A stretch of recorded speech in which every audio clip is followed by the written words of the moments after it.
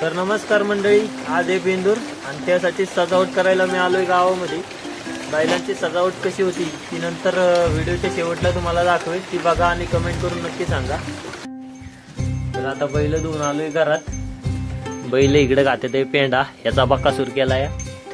हा एक पार्टनर, दुसरा पार्टनर ह्यो गोट्या आहे, ह्यो डोगी आहे. आम्ही कापतोय आता बेगाड, अशा पट्ट्या करतोय, शिंगांना लावायचे त्यांच्या. चालू आहे काम. हे बघा या अशी आमची किरणी. आमचा बैल आम्हाला 4 जणांना धरायला लागतोय. असं काहीतरी करून असा आहे आमच्या बैलांचा फायनल सजावटीचा लुक. आमची बैल इथं पुजार, त्याच्यामुळे जास्त काय करता नाही गावलं. मी आणि डुग्या भाई आम्ही दोघं शेवटपर्यंत गोट्या झाला गायब. सजावट आवडली असली आमची तर लाईक करा, शेअर करा आणि फॉलो करायला विसरू नका. भेटूया पुढच्या व्लॉग मध्ये. धन्यवाद.